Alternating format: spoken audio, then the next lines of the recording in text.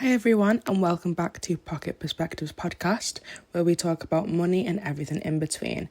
I'm Tinisha, and today we're looking into something that affects all of us: food. When money's tight, food is often the first thing we cut back on. It's flexible, but that flexibility often comes with a lot of pressure. We stop thinking about what's nutritious and enjoyable and actually start focusing on what's cheapest and last the week. That's why I'm so excited to be joined by Meyer here today. She shares healthy, realistic recipes that are family friendly, budget conscious, and genuinely achievable, even when life feels overwhelming.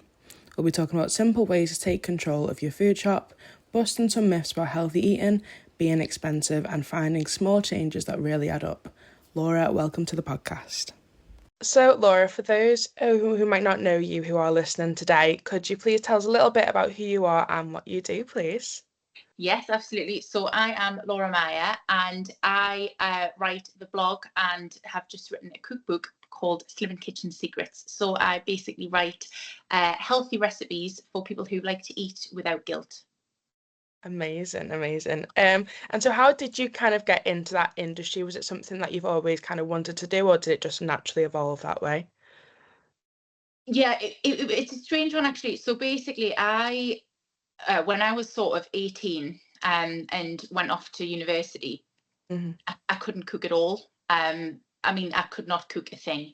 I was really lucky that I had parents who always cooked everything from scratch, but they Yeah. didn't really want us to be near pans or heat or anything dangerous. Yeah. So I remember when I was 18 and I was going off to university, I said to my mum, you might have to teach us how to cook a few things. And I remember the first thing she tried to teach me to cook was pasta. Yeah. And so put the pasta in the pan, pour the boiling water on top of it, and came back 10 minutes later and it wasn't cooked. And I was like, this isn't cooked. She was like, did you switch the gas on? I was like, no, you didn't tell me to do that. So I've literally gone from not knowing how to cook at all. And Yeah. I didn't really like many foods at all. Yeah. I was quite picky. And then I went off to university and discovered that a whole host of foods that I loved, and that I really enjoyed cooking them and making them in ways that I would enjoy the flavour of it, or I enjoyed the process of cooking. So Mm-hmm. throughout my time at university, I kind of learned to love food and love cooking food, whether it was on my own, for friends, in a group. But I almost went too far in that direction, where I got to the point where I ended up putting on quite a lot of weight, Yeah. because I was as liberal as I could be with cheese and with oil and with all of these lovely things, and living the university lifestyle as you do. And so I did all of that, and I got to the end of university and thought, well, I can cook now, and I love to cook, but I don't feel how I want to feel in myself, and Yeah. it's probably time that I sort of thought about losing some weight. Basically, I finished university in Sheffield, moved to Manchester, and moved in with my now husband, then boyfriend, and we started to cook together. And I was like, I need to lose some weight, but I'm not willing to sacrifice eating really nice food and to do so, because one, I enjoy food too much to do that, and Yeah. two, I don't think it's sustainable if you just Yeah. stop eating anything you enjoy, because then if you do get to your goal weight, it's then really hard to maintain it at that point. So I kind of then went on this journey of, okay, well, what can I cook that will be healthy and that will be good for us, but that will help me on this journey to lose weight. And I discovered at the time, I mean, this was back in 2011, so quite a long time ago now. There wasn't really a lot of options for recipes that were flavorful. A lot of them were kind of 5 or 6 ingredients, really basic, or they were tiny portions. And I just didn't think that they were very satisfying. So at that point, I was like, right, well, I'm going to start writing my own recipes. So I then started to write my own healthy recipes, and started to blog about it, and other people started to cook them, and kind of snowballed from there. So yeah, so it got me to where I wanted to be on my weight loss journey, and then started to help others either lose weight or maintain their weight, or just live a healthier lifestyle if that's what they wanted to do.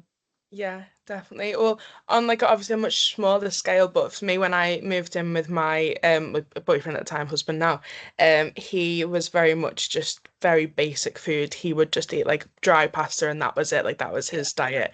And then I've come from such a foodie family and like a mixed race family, so I've got so many recipes in my head and I just wanted to share them. So Yeah. since like cooking from him and cooking with him, he's now developed like a love of cooking and like flavor and stuff. So it's so fun influencing people in that way, isn't it? Yeah, yeah, definitely. And I think, I mean, I found it really interesting because my husband, he's always been able to cook, because he's lived on his own since he was young as well. So he's always been able to cook, but he would throw the cream in it or throw the butter at it, or and it would be delicious, but it would be heavy. And it's been really interesting because I was like, what I really want to make sure of, because he wasn't going on a diet. So I was like, Yeah, I want to make sure that whatever I cook for me, you can also eat without feeling like you're eating a diet meal. yeah, So yeah, it was about making sure that, yeah, this was healthy, but primarily it was like satisfying and filled with flavor. Because if you are going to be eating slightly less of something, you want every bite of it to be delicious. Do you know what I mean? yeah. No, 100%. I really like that. Um, so is that why you wanted to focus specifically on healthy food that doesn't taste like diet food? Because you do see a lot, especially on like social media these days, of like fad diets and diet culture and things like that. So is that why you wanted to take that route, do you think? Yeah, absolutely. Because I think, I think the word diet it's one of those words that has fallen out of fashion, Yeah, as it probably should have. Because I think it's, there isn't a temporary fix when it comes to food. So anything you're going to do temporarily, if you're then going to stop doing it, you're probably going to end up back to where you were. So for me, it was about, well, how can I change my kind of habits, and how can I yeah, change my mindset so that yeah, I don't feel like I'm on a diet. Therefore, when I do get to where I want to be, it just rolls on and it just continues. And I think I kind of went on this journey of learning more about food and learning how to make food healthier without feeling like you're sacrificing anything, where yeah, it wasn't really something that had crossed my mind before. yeah, So yeah, it's a really, really interesting one, because the amount of times when I'll cook something from my blog or website or my book, and give it to people, and they'll be like, is this a healthy recipe? And I'm like, anything, you can make anything you want in a healthy way, as yeah, long as you're clever about how you make it. And I think people have got this thing in their mind where, with a salad, oh, I don't like salad, salads are rabbit food, and they're boring. I think salad's one of the nicest thing you can have, because you can make it as jazzy as you want, and put yeah. anything into it. And so yeah, I think it was about kind of breaking down that barrier of, just because it's healthy doesn't mean it's not nice. Yeah, definitely. It's not black and white. It can be like a grey area, can't you? Of like, there's not bad foods and good foods. It's like how you use them and I things think like I that. think that is one of the other things, is that people, if they are trying to lose weight, or if they're just trying to be healthier, Hmm. if you get into your head that you're not allowed something because it's a bad food, it's Yeah, all you want. You think, well, I want that, and I can't have it, and it makes you want it more. yeah, Whereas, so for example, in my book, on my blog, you'll find quite a lot of the recipes will use things like chorizo or nduja, or now that is not the healthiest of ingredients on its own, but if you use a really small amount of it, it's full of flavor. It yeah, really, you don't need loads of it, but also then you're not craving it. Do you know what I yeah, mean? So yeah, I think if you just give yourself a little bit of what you fancy, you never get to the point where you're like, I need to have this or I need to have that, because yeah. then that's what's not sustainable about it. Yeah, definitely. I think it is a balance. And in terms of obviously trying to eat healthier and having a better lifestyle, I think a lot of people, especially listeners of this podcast, are people who are on a bit of a tighter budget and kind of probably want to have like maybe a bit of healthier lifestyle, but they think, it's probably cheaper for me to grab my frozen chips and the chicken nuggets and fish fingers and things like that from the shop. So what would you say in terms of like the link between food and finances? I think it's a really interesting one, because I think access to healthy food, and when you talk about access to healthy food, people often think financially first. Yeah. Um, and I think cost is definitely a part of it, but I don't think it's the only part of accessing healthy food. And so when you think about the cost of food, for example, if you look at the cost of buying a packet of frozen chips and some fish fingers versus the cost of an apple or a banana, yes, an apple and a banana is going to be cheaper, but that's not realistic. That's not going to make you an entire meal. And so Yeah. actually, when you look at all of the ingredients that you need to make that meal, that might work out at more. But I think it's about trying to make sure that if you do then buy all of those ingredients, you're using every one of those ingredients in more than one meal. You're Yeah. using it so that every piece of it is used up, because that's where you find the value for money. It's not Yeah. in the individual plate of food, it's in making sure kind of all the ingredients are sensibly used in a way. Um, then obviously there are easy or cheap swaps that you can make to any meal as well that can make that cheaper for whatever reason you want to make it cheaper. So whether it's because you want to use a cheaper version of a meat, a cheaper cut of meat, or if you want to skip using a particular paste because that's pricey, there are clever swaps that you can make to bring that cost down. But I think the cost aspect of it couples with other things which creates this stigma around cost around healthy food, because I do think that time is also really important, and the time it takes um to go shopping and to write a shopping list and to meal plan and to do all of the things that you might do to help you keep the cost down. People take that for granted. Not everyone has all of that time. So sometimes it might be quicker to just reach for something that traditionally is seen as cheaper. And Yeah. then the third thing that I think is really important is the sort of the access to knowledge. And what I think is really missing these days, I've got two kids. My kids are 5 and 3, and they're not taught anything really about food in school. So you're taught all of this wild stuff around, algebra, trigonometry, all of these things that in real life you're never going to use. But all you're ever really taught to make in school is a loaf of bread and a cake, and nothing really else that is added to it. And I think if you come from a family who isn't, as interested in food, and we're lucky because we've got that, but there's lots of people who their parents might not be as interested in food, so they're not going to be able to access some of that information at home. They're not able to access it at school. So where do you learn that you can make a meal cheaper by being able to cobble together 5 ingredients rather than just buying a frozen pizza? Do you know what I mean? So for me, it's those 3 things, and they're all linked by this guilt factor of, well, you don't know what you're doing, you haven't got enough time, and there's this cost thing. And actually I think knowledge is the piece that unlocks all of it. And I don't think there's enough emphasis from a very young age on the ability of education to help with that. Yeah, definitely, because we are essentially all a product of our environment. So it's like you said, like you kind of mimic what you see. And then also, I mean, a big reason why we started this podcast was just in general, people aren't talked about even finances, just in general. And it's Yeah. like people go into the wide world and take out credit cards and get themselves in spirals of debt because of the lack of education. So I think there's a whole piece Yeah. on that for so many life skills like cooking and finances that just is missing right now. I think it's so important that, I mean, God, I remember the first time I really learned about a mortgage was when I got one.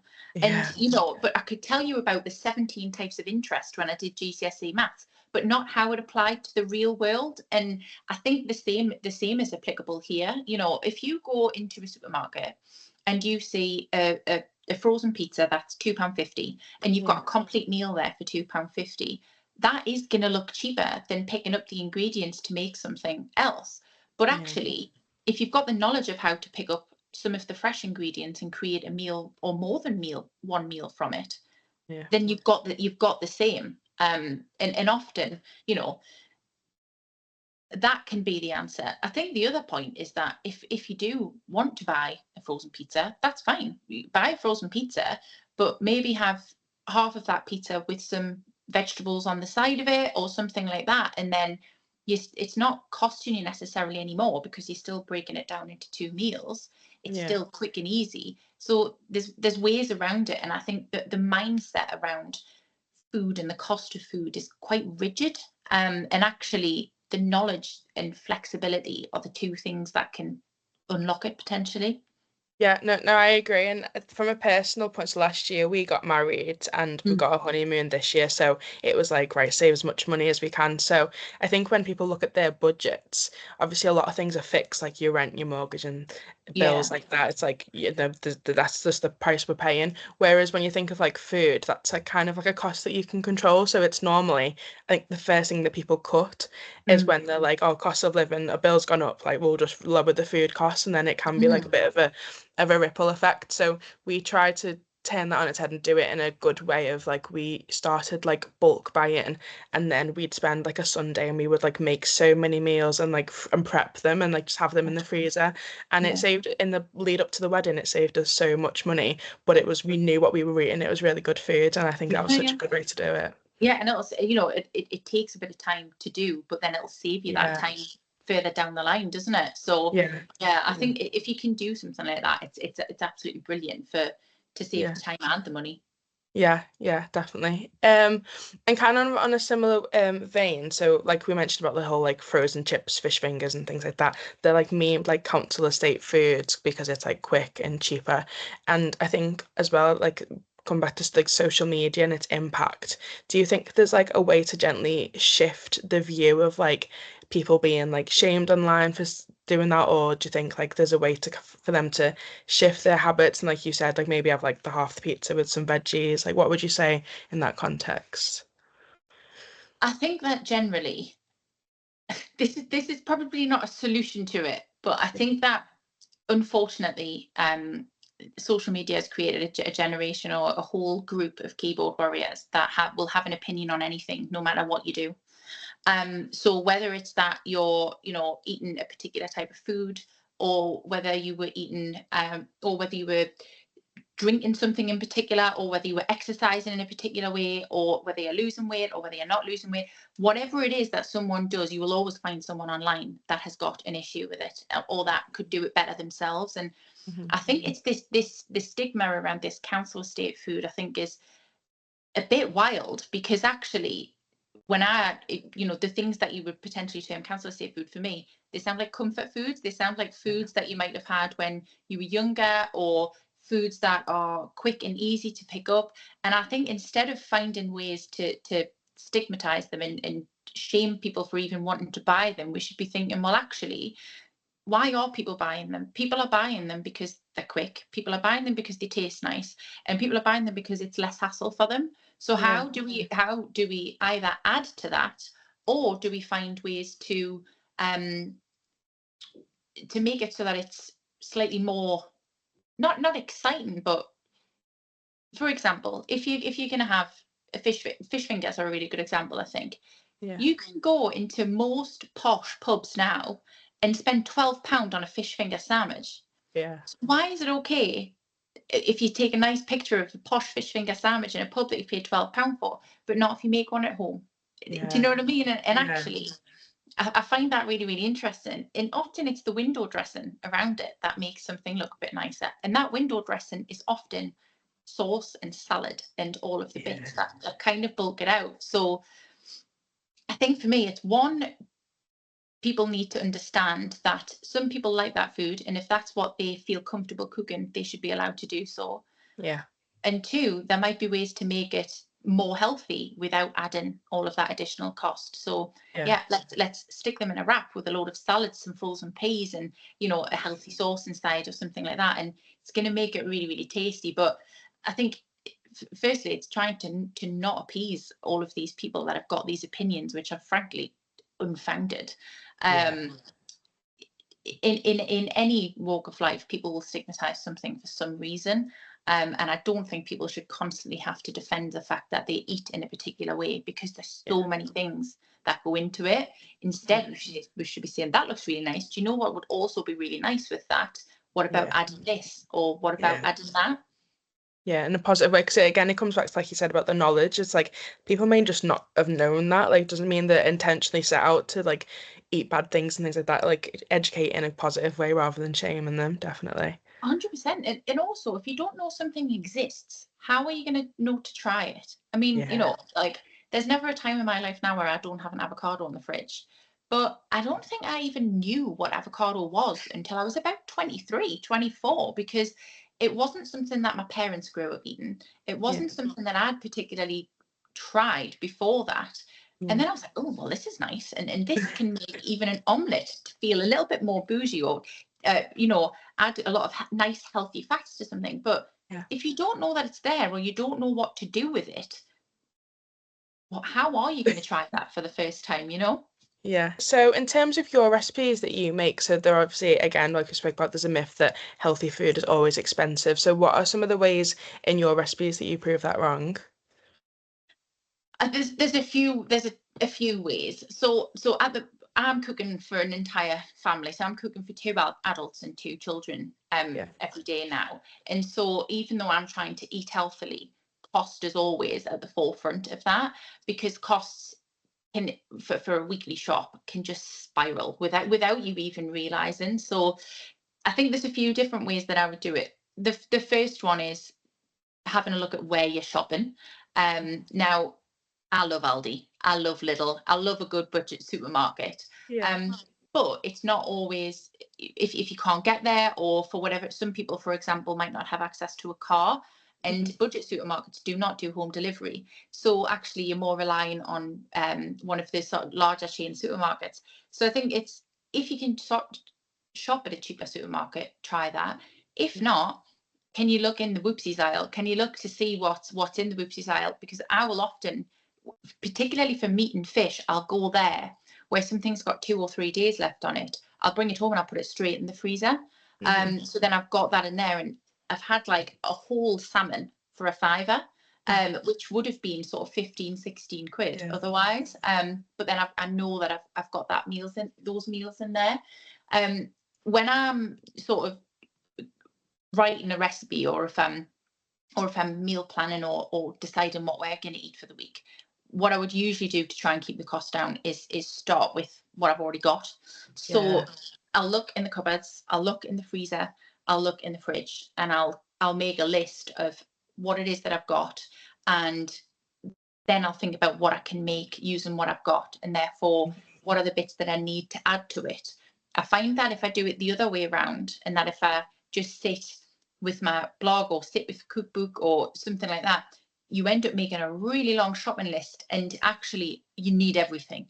Whereas Yeah. actually looking at what you've already got is, I think, quite a good place to start.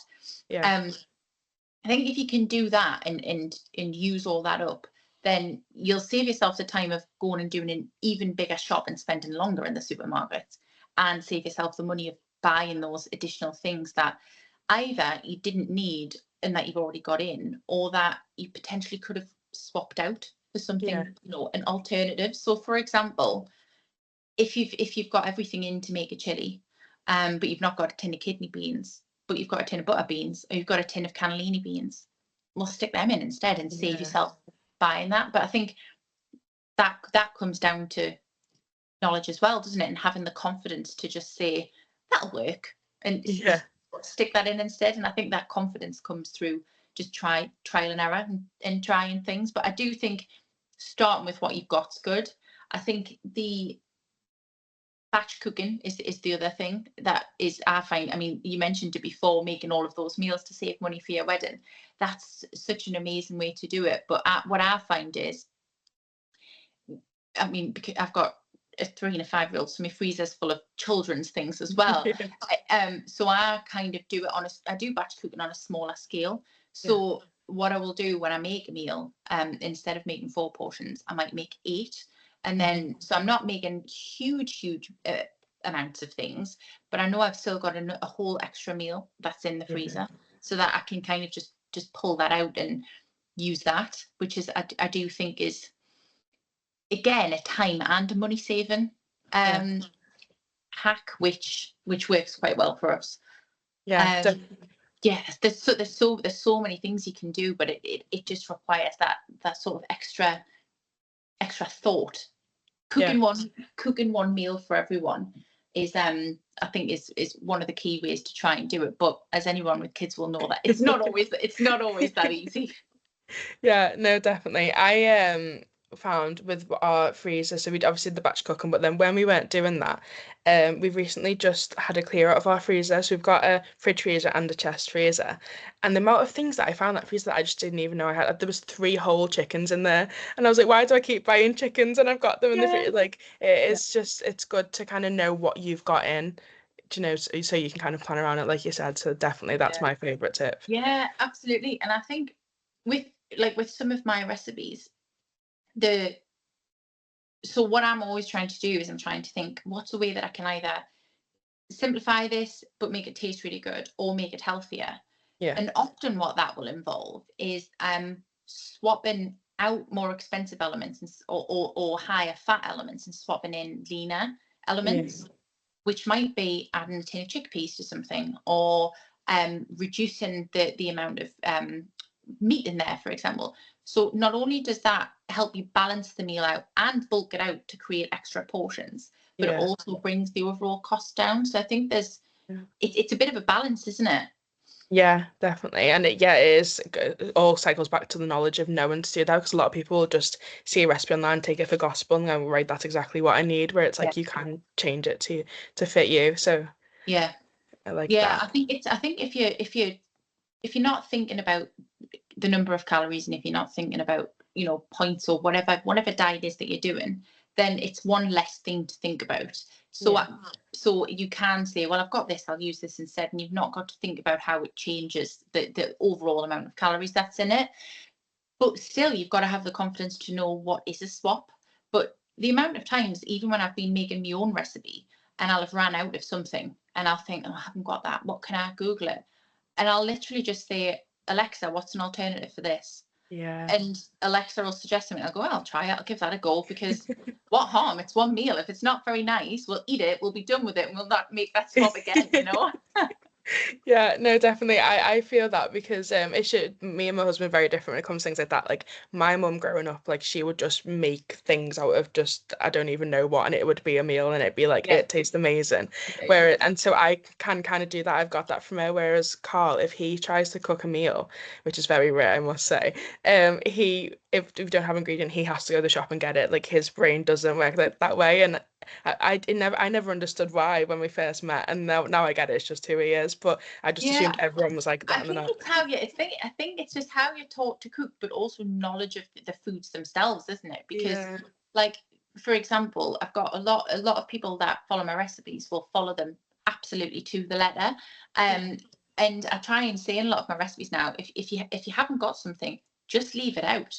Do you know what I yeah, mean? So quite a few of my followers, for example, don't drink alcohol, and if mhm, I use some wine in a recipe, then I'll say just skip the wine and just use a little bit more stock. yeah, But I'll get messages saying, what can I use instead? And I'm like, water. Literally just use some water. Just, it's yeah, just there for a tiny bit of extra flavor, but really it's not going to make a huge difference. So, if you haven't got one of the 5 spices that I suggest, leave it out. It's still going to taste nice. But yeah, I suppose I've got the benefit of having tried that, and having the experience. Well, I say experience because I've made it so many times, and yeah, even if you make something to the letter 5 times, it'll taste slightly different every time, yeah. won't it? God, yeah. No, I find it fascinating. I love things like that. So sticking on to like budget friendly, what are some budget friendly ingredients that you think are kind of underused or underrated when it comes to healthy meals? Well, I think there's a good range of options that you can use for healthy meals, because so when I think of budget options for healthy meals, I think of things that form a good base for the meal, and then things that can bulk things out. Yeah. So things like lentils, for example, are a really good one. So lentils taste really nice. The Mhm. flavor of lentils is delicious, but they do just mush away into nothing. So you can use them, for example, in a bolognese, or you can use them I use them in quite a few curries, Mhm. even just on their own, because they taste really nice. But you can halve the amount of chicken that you might use in a curry and use lentils instead. So not only are they good for you and they're cheap, but they will bulk a meal out and make it go further, Mhm. without a whole lot of extra cost. Things like oats, I think I always have oats in, because the amount of different ways that you can use oats is astonishing. So you'll find in my book there's recipes for overnight oats, baked oats, cookies using oats, pancakes using oats. Yeah. There's all the different types of breakfast options that you can use that, I mean, the oats cost pennies, but you can really jazz them up. And a lot of people just say they don't like porridge, and I do quite like porridge, but I also love all of the different ways that you can make them. So yeah, I think oats are a good one. Probably eggs is the other one, which I think, again, if you've got an egg in the house, you've always got a meal. That's kind of the way that I'd say it, even if it's an omelette. For breakfast, for lunch, for dinner, popping eggs in a salad, egg fried rice, or we make a nasi goreng, which has got the egg on top, and it just makes it feel like that little bit extra. But actually, they're really cheap and cheerful, and add a little bit of extra protein as well. So I think eggs are a really good one. The other one I'd say is probably, well, frozen fruit, I think, is another good one, which is really cheap. And I'm a fan of buying. I do think with some fruit and veg, it's cheaper to buy it fresh. And I don't know about you, but if I've got fresh fruit in the fridge, and it starts going off, sometimes you'll find it at the back, and it's just about to go, and you're like, oh. So I'll try and chop it up and stick it in the freezer. Yeah. It's still good for a smoothie. It's the texture at that point that I probably wouldn't be able to. That I wouldn't enjoy. But get that in the freezer, or an overripe banana or something like that. But then you can get frozen fruit in Aldi and in Lidl these days, and it's really cheap, and it's not going off. So you're reducing the amount that you're potentially going to waste. So I think the frozen stuff in there is in particular for fruit, can actually be a cost saving. Yeah, amazing. Thank you. I definitely agree, especially on the eggs one. Me and Carl live trying to go into the gym as much as possible now, so we're trying to like high protein, and finding ways to use eggs like is just like our life now. And that's the thing, is that they're really good for you, and there's so many different ways to use them. But like I'm a huge fan of just an omelette, because for me, an omelette, you can make it taste of anything. It's just a vessel for other foods. So I remember we went to Mexico on holiday a few years ago, and they were making these Mexican omelettes, which were effectively an omelette. And then they had a load of chopped up tomato, onion, pepper, chorizo, coriander, all fried up in the pan together. And then they stuffed the omelette with it, and then topped it with avocado, like guacamole and other bits. And I was like, I've never had an omelette like this in my life. So I got home. It's on my website if you want to try it. I got home, made my own version of it. And I was like, this tastes amazing. Whereas usually you think of an omelette as someone giving you an omelette that's 2 eggs with a couple of bits of ham and some cheese. And that kind of set my brain off, where I was like, I can put anything I want into this. Do you know what I mean? So they're great to have in. And to be honest, and if all else fails, couple of boiled eggs on their own with it, so some nice seasoning on top. Delicious. Phenomenal. I've just got the everything bagel season, and I put that on top of my boiled eggs, and I love that. I've got that, and I've got a spicy version of it as well. So I'll use it on that, but then I'll also use it instead of like sesame seeds on top of any meal. Got a bit of garlic in it, and a bit of all the different bits and pieces. It is really, really good, that. It's funny the difference it can make, just something sprinkled on, isn't it, and the flavour from it. Love definitely. Brill, briefly talked about it, but meal planning, how can that help reduce both food waste and costs, would you say? I think meal planning's the key way to do both at the same time. First of all, it means that you're not going to buy food and have a load of duplicates in there, because you're actually looking at what you've got before you write a meal plan. I think personally for me, if we write a meal plan, what we tend to do is on a Sunday we'll have a look at what we've got, we'll write the meal plan, and we'll go and get the extra bits, and then it's on the fridge, so we know what we're eating the rest of the week. And I think it takes the sort of the mental gymnastics out of what's for tea every night. Yeah. So because that in itself, looking in the fridge, right, what am I going to make? What do I need to go out and get? That is kind of half the battle. And sometimes that will lead to, we'll get a takeaway because it's Yeah. quicker, or we'll just grab this, and then you end up in, you know, Tesco Express and spending more money than you would otherwise. Yeah. I think it means that when you come home from work, I mean, our rule is whoever comes home and whoever's in the kitchen first makes the tea, Yeah. because it's there in black and white on the fridge what we're going to have. All the ingredients are already there, so Yeah. there's just no excuse. So I think Mhm. there's that, plus what you can then be a little bit more savvy about.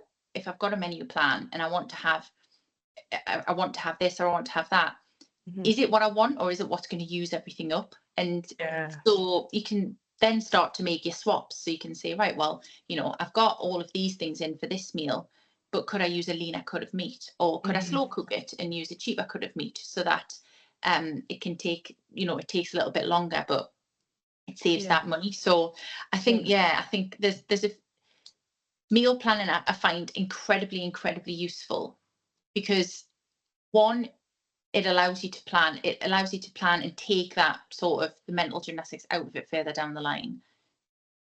But equally, I really look forward to food. um, so, you know, particularly, you know, if you're trying to lose weight, if you're trying to be healthy, you're like, oh, Yeah. right, okay, well, what am I having for my dinner? Oh, what am I having for my tea?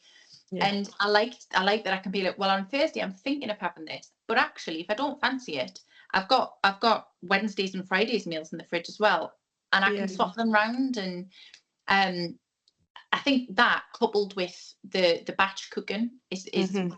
really healthy, because is really good, because it can help keep you on track Yeah. with stopping spending more Mhm. unnecessarily, um, where you might otherwise, because it's just so easy to do, isn't it?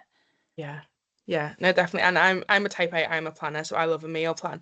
And I spoke to other people about it, and some people have been like, oh, but like what if you just don't fancy that on a day? And it's like what you said, you don't have to take it as gospel, you can just swap it around and have something else, like that's okay as well. People think you're Yeah, just so set into it. It's like, no, it's okay. yeah, exactly. And like I think the freezer can be your best friend as well, so that if you know, there'll be times when, for example, we might plan 5 meals and get all the ingredients in for that week, and Yeah. then plans change and something changes.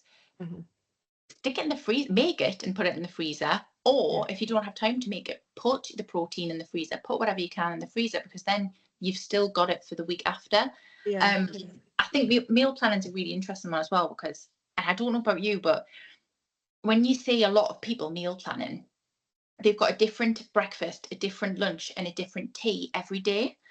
And I think that's a bit unrealistic, to say that you're going to have, you know, 15 different dishes in one week. Who has the Yeah. time for that? And also, that means 15 different lists of ingredients. And I Yeah. often think with meal planning, simplifying it as much as possible and saying it's okay to eat the same breakfast 3 days in a row, Yeah. 4 days in a row if you want. It's okay Yeah. to eat the same meal, you know, for 3 lunches, especially Mhm. if you like it, because one, you're only then cooking once or twice, and two, then you only need those ingredients. And Yeah. I think a lot of people, when they try to approach a meal plan, will say, right, well, I need 5 different meals. Yeah. And actually, it's like, well, do you need 5 different meals? Or if you need 3 different meals, can you get something out the freezer? Yeah.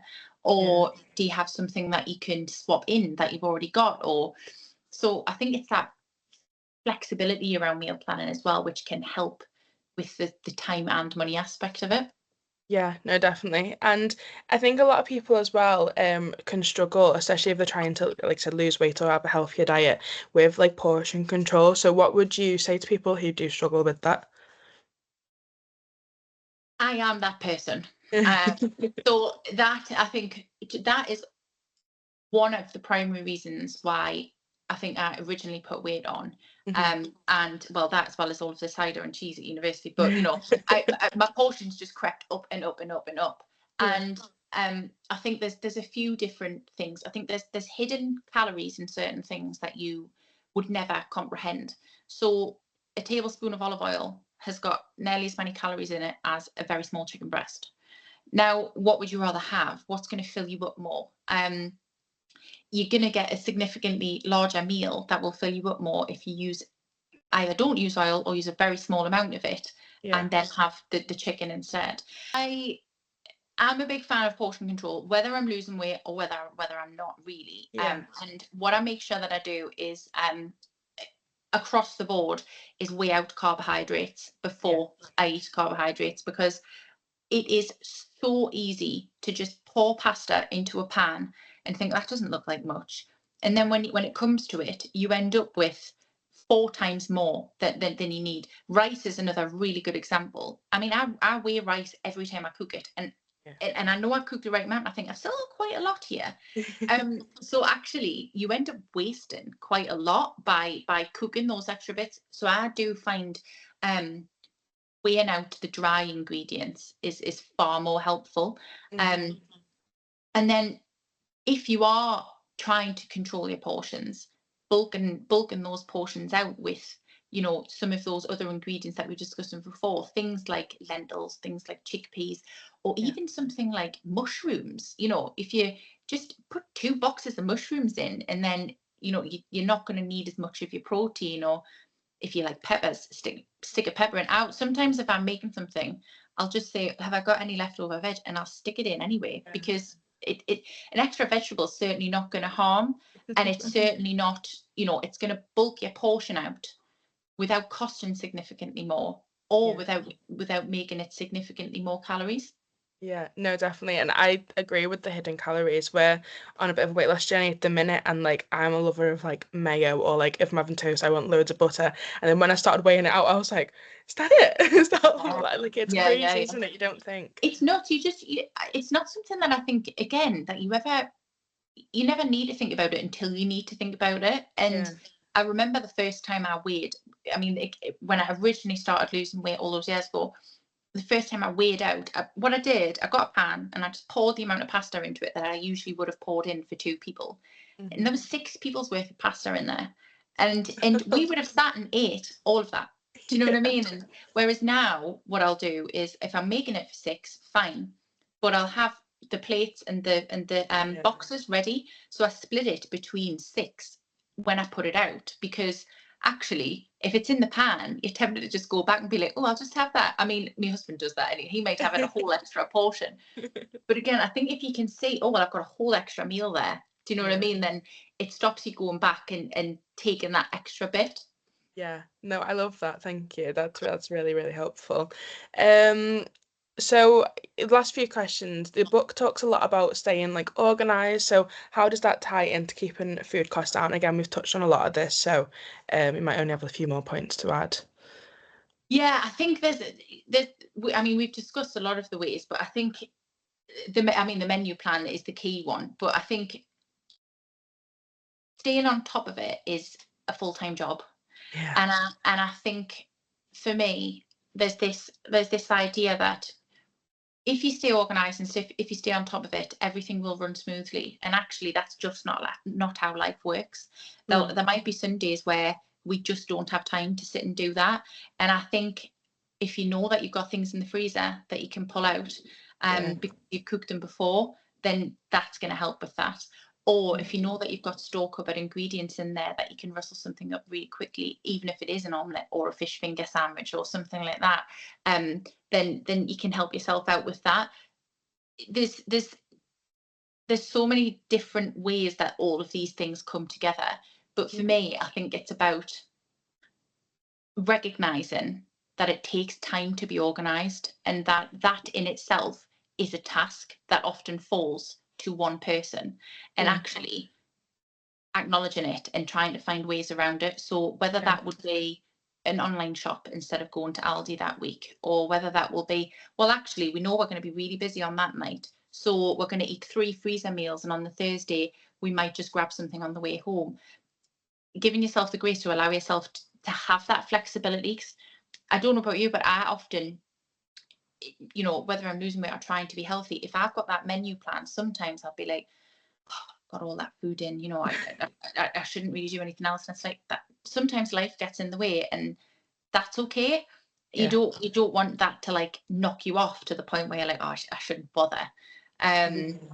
But yeah, I'm all for organisation. I'm the same as you. I'm an absolute type A until I've got 2 kids that I need to do 10 things for. And then, you've got work to think about and you've got life to think about and all of these other things. And the last thing on your list that day is, have I done a menu plan? Yeah, yeah. It's about not feeling guilty, isn't it? Like you said, life gets in the way, and if it does, don't completely throw it off and be like, "Oh, there's no point in doing any of it then." Yeah, absolutely, absolutely. Because you should. I think my key thing and the key real message in my book throughout is, it's kind of food without sacrifice. It's like moving away from this idea of guilt around food, that there's good foods and bad foods, that there's a good way to eat and a bad way to eat, that there's a good way to plan and a bad way to plan. If you're even thinking about it in the first place, you're already trying. Do you know what I mean? And I think particularly when it comes to money, if it's in your head that you want to try and save money, then you're already thinking along those lines. And it's those extra little bits of knowledge that are going to kind of help you to get there. Yeah, taking the first step, definitely. Yeah. So before we finish off, what would your one piece of advice kind of, I guess, sum everything up? If someone is listening to this feeling like they want to start eating healthier, maybe struggling financially, in a bit of a food rut, what would your like one piece of advice be to them? Can I have 2? Yeah, go on. Yeah. The first one would be, get into the kitchen and just start trying foods, trying things. And I would, and it's sort of linked to the second, which would be, start with something you like. Yeah. And maybe try and twist it and try and make it in a slightly different way. Or try one meal that people enjoy and make 3 or 4 versions of it. I mean, for example, I've got a recipe for a chicken Caesar salad, and I've now had that in a wrap. I've had it on a baked potato. I've turned it into a pasta salad, and I'm like, there's like 4 different versions of that. So I've not even got to think about the recipe itself, because I've got so many different ways that I can use it. So I suppose it's, find something you're comfortable with. If you don't feel confident to start with, find something you're comfortable with, and maybe try and put a twist on that. Yeah. But ultimately, just getting into the kitchen and trying things, because a lot of the time I speak to people who don't like cooking from scratch because they think it takes a long time, or it takes more time than something else, that you can pop in the oven might. And it does, but only when you start, when you get that down, and you just kind of going through the motions, you can get that down to sort of 20-25 minutes. I think then getting your family involved is the other thing. You said you and your husband are doing it together. Yeah. Get your family involved, get your kids involved. What can everybody do to take the pressure off you, and make it feel like something that's an enjoyable activity rather than something you just have to do, but also so it's less just on your plate. Yeah, definitely. Physically as well as theoretically. True. Because I was gonna say, like, obviously when you have kids as well, you are teaching them as well. That is, they all learn the behavior from you. So if you're getting involved, it's a win-win. Yeah, definitely. And it's even just things like, I just find, if for example, you want to get into the kitchen and you don't like a particular food, Yeah. then it might be that your child never tries it because you just don't buy it and have it in. But I've got this weird thing where if I don't like something, I will try and make myself like it. So Yeah. years I didn't like tomatoes. Like I could eat tinned tomatoes, chopped tomatoes and all of that, but I really didn't like fresh tomatoes at all. And I was like, that's ridiculous. Why don't you like tomatoes? So I literally would start by cutting them into 16 and putting them in a salad. Then I would cut them into 8, and I was like, I'm just going to keep it in because I want my kids to try things, and especially because I'm saying you need to try this. This is good for you, and I feel like you need to practice what you preach a little bit. Do you know what I mean? So it's I think the more that you can get your family to like and enjoy or be comfortable with trying, the easier it becomes for you. I mean, there's this thing, isn't it? I don't know about your parents, but mine would very much be like, well, that's your tea, and if you don't like it, that's all you're getting. Yeah. And I think you kind of move away from that these days. I wish I could be more like that. But I do want my kids to eat, and they don't love everything. But I think that was probably back in the day, the way that my parents certainly did it, probably would have saved a bit of money because they didn't have other options in the background. Yeah, that's that, and you're stuck with it. Yeah, you'll have that. Well, if you're hungry later, you can have it cold. Yeah, I love it. How times change, eh? I know. But yeah, thank you so much for coming. I'll obviously link everything below, but can you tell people where to find your blog and your book? Yeah, absolutely. So you can find my blog at slimmingkitchensecrets.com. Previously was skinnykitchensecrets.com, but we it was changed about a year ago with the book coming out. So Okay. yeah, you can find all my recipes at slimmingkitchensecrets.com. You can find me on all socials under Slimming Kitchen Secrets on Instagram, on TikTok, and on Facebook. And then also my book, Slimming Kitchen Secrets, is available now. You can get it most places, including on Amazon. Amazing, thank you. Well, like for anyone who's listening, it'll be linked in the description anyway. So it'll be a quick click. But thank you so much, Laura, for coming. It's been a Thank really you for fun having us. episode. Learned a lot. It's been lovely to chat to you. Yeah, no, you too. So yeah, I'm for intrigued anyone to see all the different ways that you've been using eggs. yeah, no. I'm gonna start my own series now and show everyone all the secrets. Ways with eggs. Yeah. But yeah, thank you everyone for listening, and we will catch you in the next episode. Bye.